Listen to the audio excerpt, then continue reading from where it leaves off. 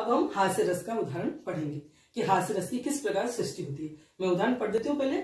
घोट मोट सिर भूगोल सा पेट, चाल में भूचाल मुख किचन का गेट, हॉल में फूट गया हंसी का गुब्बारा, कहने लगे दर्शक दोबारा दोबारा। अर्थ बता देती हूँ मैं। कोई ऐसा पात्र हमारे सामने आया है जिसको देख करके हमें हंसी छूट जाती है या हमें हंसी आती है, तो वहां हास्य रस की सृष्टि होती है। घोट, कोई ऐसा पात्र सामने है जिसका घोट मोट मतलब घुटा मोटा सा उसका सिर है, भूगोल सा पेट, बड़ा सा गोल मटोल पेट है, चाल में भूचाल, जब चलता है तो ऐसा लगता है जैसे धरती ही हिल रही है, क्योंकि बहुत मोटा आदमी चलता है तो ऐसे ही लगता है कि धरती हिल रही है, भूचाल ही आ रहा है। मुख किचन का गेट, और जो मोटा सा व्यक्ति है या वो जो पात्र है वो खाता ही रहता है, हर वक्त खाते हुए नजर आ रहा है।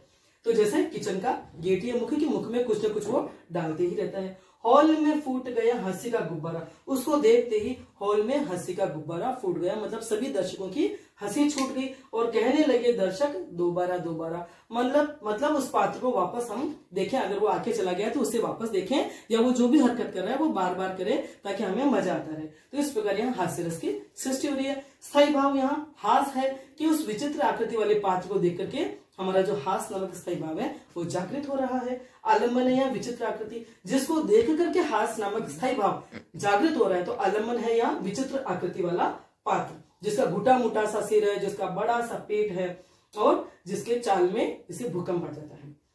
उद्दीपन है शरीर, चाल और चेष्टा। उसके जो शरीर की आकृति, इतना मोटापा जो उसका है, उसकी चाल जो चलते हुए ऐसा लगता है जैसे धरती को ही वो हिला रहा है, और उसकी चेष्टाएं, खाने वाली हरकत की, अगर वो खा ही रहा है या खाने का भी उसका अंदाज ऐसा हो सकता है जो हमें हंसी दिला देता है। तो उद्दीपन हुआ शरीर, चाल और चेष्टाएं जो दर्शकों की हास्य को और भी बढ़ावा देती है और उसकी हंसी को, उनकी हंसी को और तेज करती है। आशय यहाँ दर्शक है, क्योंकि दर्शकों में हास्य रस की सृष्टि हो रही है। पात्र को देख करके दर्शक जो भी उसको देख रहे हैं वो हंस रहे हैं, तो यह आशय हुआ दर्शक। और अनुभव, दर्शकों का हंसना और उनके कथन। दर्शक उनको देख करके हंस रहे हैं, लोटपोट हो रहे हैं और उसको दोबारा देखने की इच्छा जाहिर कर रहे हैं और कह रहे हैं दोबारा दोबारा, तो ये हुए अनुभव।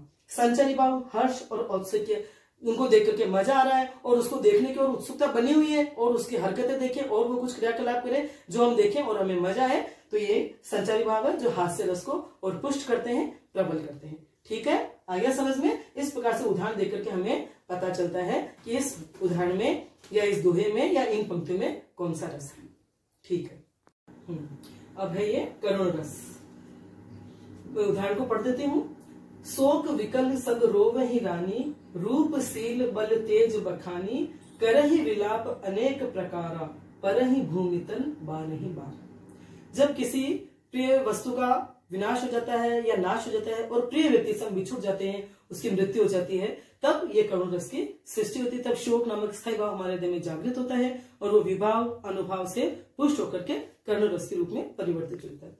तो यहाँ पर दर्शक की मृत्यु पर रानियां किस प्रकार से रो रही है, विलाप कर रही है, उसका चित्रण हुआ है। इस दोहे में करुण रस का चित्रण है।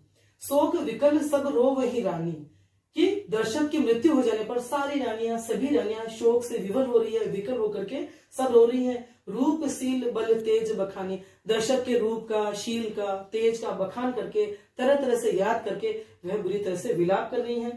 करहि विलाप अनेक प्रकार, तरह तरह से वे रो रही है और उनको याद कर रही है। परहि भूमितल बारहि बारा, और बार बार वे भूमि पर गिर रही हैं, बेहोश हो रही है, बिल्कुल होश खो दे रही है। तो इस तरह से यहाँ पर करुण रस की सृष्टि हो रही है। तो यहाँ स्थायी भाव हुआ शोक, जो किसी की मृत्यु पर या ऐसी स्थिति होती है जब हमारे मिलने की संभावना बिल्कुल खत्म हो जाती है, और ऐसा मृत्यु होने पर ही होता है, तो यह जो दुख होता है वह शोक कहलाता है। और यह स्थायी भाव यहाँ दर्शक की मृत्यु से जागृत हो रहा है। रानियों के हृदय में आलम्बन है या मृत दर्शक, क्योंकि दर्शक की मृत्यु से यह शोक नामक स्थायी भाव जागृत हो रहा है। आशय है यहाँ रानियां, क्योंकि रानियां दर्शक की मृत्यु से दुखी हैं और व्याकुल हैं। अनुभव है रोना, राजा के बल प्रताप आदि का वर्णन करना, गिरना। अनुभव होती है आशय की चेष्टाएं। तो आशय जो है यहाँ रानियां, वो दर्शक की मृत्यु पर उनको याद कर करके रो रही है, उनका रूप, शील, बल, तेज का तरह तरह से बखान कर रही है, उनको याद कर रही है और बेहोश होकर के धरती पर गिर रही है। फिर संचारी भाव स्मृति, चिंता, प्रलाप, विषाद आदि। स्मृति उनको याद करना, चिंता करना, प्रलाप तरह तरह से जो रोना है, तरह तरह की बातें बोल बोल करके रोना है, और विषाद माने दुख। तो इससे संचारी भाव अनुभव और स्थायी भाव को पुष्ट करके करुण रस की यहाँ व्यंजना कर रहे हैं। तो इस प्रकार यहाँ करुण रस की व्यंजना हो रही है। समझ में आ गया आपको? ठीक है।